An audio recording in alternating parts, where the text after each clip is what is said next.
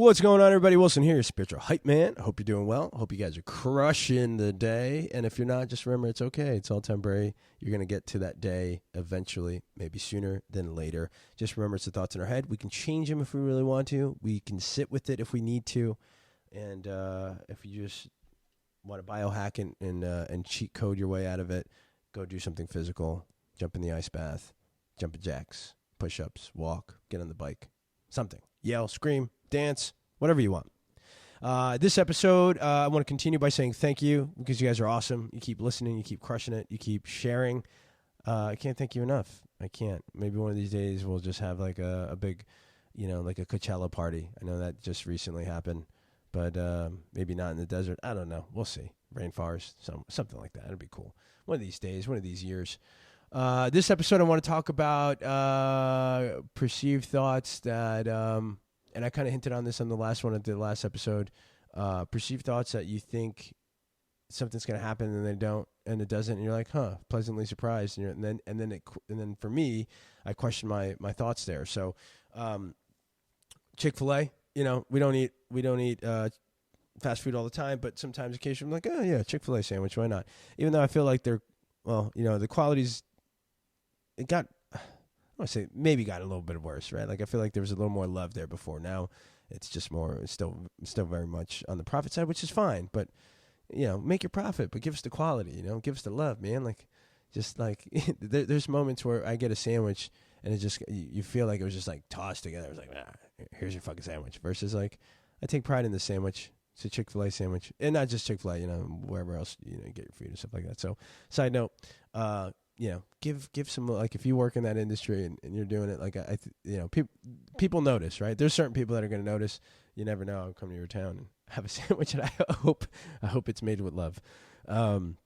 So Chick-fil-A, whatever we ordered, we were in the drive, there's two drive-ups that lead to one, right? And so there's this, like, notion of, like, you go, I go, you go, I go, and, like, based on, just based on the respectful, okay, I see that you ordered, you're past me, I'm ordering, okay, I'm behind you sort of thing, right? Like proper lineage usage or usage of lining up for your food. And so I look over and, okay, I see where I'm at. And then all of a sudden I see like this other car kind of like speed up to like kind of get level with our car. And I'm like... So I jump to my head and I look over and I see like a young cat, right? Like a young guy. And I'm like, this motherfucker, he does he think he's going to get in front of me? And that was like, I feel like I wish I knew where I was coming from before, like as far as like, what was the intensity? Maybe there's things that we're probably Home Depot trying to find things to get for the house or something. So maybe there's intensity of like getting things done. Right, because I feel like that's important too to figure out like what's the context before you're in these situations, how you feel. Because if I just came from yoga, and it's not like you would go to yoga and eat Chick-fil-A, but if I just came from yoga, I would assume I'd be more in a peaceful meditative state, and I would be like, fuck it, you can go first, man, no problem. And so I'm like, this motherfucker's really trying to get in front of me. Does he not know like I'm in front? Like, does he? Yeah, like what kind of respect is that, man? Like, like so I was in my head, and then like we're inching, and then there was another van, like there was a couple cars, there's like two cars in front of us, so they went, and then we went, and then we were inching, we were close, and then it was like front, back, forth, and then I'm like, all right, it's about like, and we get to that point where it's like both of us, and we're like almost there, like right, and so like it's about to get to that point where it's like it's almost like the the start flag. Like we're getting to that point of the start flag. Like who's going first, right? And I'm like, I'm about to fucking put the gas on this thing. And as soon as I'm thinking that, I'm like, he looks over and he goes, go ahead. I'm like, what the fuck? It's like, it blew my mind. And I was like, well, that's fucking podcast. It's like, I can't wait to talk about this because it again, breaking down the psychology, there's a couple things. Where was I coming from? What was I feeling? How was I feeling? And then like, how do I, interpreting what was happening in the situation. Now, the other thing is like, what if I wasn't as like present to be moving up, would he have taken the signal and be like, oh, fuck this guy, I'm going to go in front of him? I don't know. But what I do know is that like, I sort of pre-labeled what the situation was going to be already, right? Like I was like, I know this guy's going to do it. Like I already like pre-labeled it. And then I had already come up with like the thoughts about this individual, right? And as soon as like he said, "Go ahead," I was like, "Huh, all right, maybe not so bad. Maybe there is a level of like understanding and respect, right?" So, again, the point to this is just you never know, and to pretext or pre-label someone, to prejudge someone, not saying that it can't help, because there's obviously different situations out there. Like if you're like, "Oh, I'm not getting close to that stranger because he looks dangerous or she looks dangerous," and that person's dangerous, then good prejudgment there. Good pre-reading the book by its cover sort of thing, or maybe you sort of read the first page or two. But in this case, it didn't happen that way. So that was it. My question was like, where do I prejudge? Why am I prejudging? And is this a correct prejudge, or is prejudging correct? And I think there's a balance. But in this case scenario, I was completely wrong that the kid was going to be a little son of a bitch. So that was that. And then what I talked about last time was a long time ago when I was a server. I was working for Red Lobster, making bank money. I was making crazy money, man. I think I was making like $700 a week. Back then it was pretty good. So almost 1,000. Like I would walk up with almost 1,000 if I worked the weekends. But I was working like 5, 6, 7 days a week. Sometimes 7 days a week I would pick up shifts. So much so that I would go to school one day, and I remember I brought in like $500-$600. And I was like, they asked me, they said something. One of the teachers said about the homework, and I was like, I don't want to do homework. And then I kind of put the money on the table or something like that. I don't know what the fuck I did. I was being an idiot, at that time. But the story goes, I had one of my good friends, Jesse. Yes, shout out to Jesse if he's around, man. He was a great guy, man.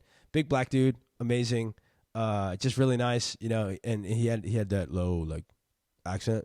But he had like an accent. He was like, brother Will, really cool, like really respectful, like love the guy, man. He was so good. But one day I had, one day I had a group come in, and I just like fucking prejudged the shit out of them. I'll be quite honest with you. I was like, fuck. And they sat me with these guys. Fuck. And then I just had like a bad attitude. I just had a bad attitude with them, like already thinking, and the bad attitude led to a no tip. So like my prejudgment led me to the outcome that I was already prejudging them on. And the fact of the matter is, Jesse after goes, "Hey, brother Will, those girls, or the group, right? There's a group of girls. Those girls they're really good. Like they tip really well, man. They tip at least $20, And back then, $20 per table, man, it was great. It was great tips. Right, like you need 5 of those, it's $100. And so I felt that was my one lesson way back when I was like, there's no reason to be prejudging people because you don't know who they are. Right? Like you don't know who they are until the action happens. But if you go into it like acting based on this prejudgment, then the outcome is now shaped by your effect of the prejudgment, and so I realized that a long time ago, and I stopped prejudging people that came in. You know what I mean? Like I just stopped. I just gave my whole self as a server, and it's funny because like recently I've been like, you know what? I wonder like who like it would be great to be like a super sub server. That's what I was feeling. I was like, I feel like anybody that wants to like, hey, can you come in on like a Thursday night and cover my shift as a server? I think I would, right? Like I would just want to do it for maybe a couple of days and just like because it's people, it's working with people and it's macro management of numerous things that are all happening at one time, and I was pretty good at it. So that's the lesson, prejudgment, man. Like. There's certain situations for it, and there's certain situations that can help you, and there's certain situations that that could hinder you or can hurt your overall outcome. And these are just some examples. So keep those things in mind. I would love to hear your stories on prejudgment if that ever happened to you. Let me know. Follow us on NCYD at NCYD on Instagram. That would be the easiest way right now. Go to the latest post or go to the. I think we're gonna have like an episode post of this. And I would love to know, what's a good story of prejudgment, maybe a bad story, or one that didn't really turn out that way. That would be kind of cool to share with the community. All right, y'all, keep crushing it. Don't forget, nothing changes until you do. Peace.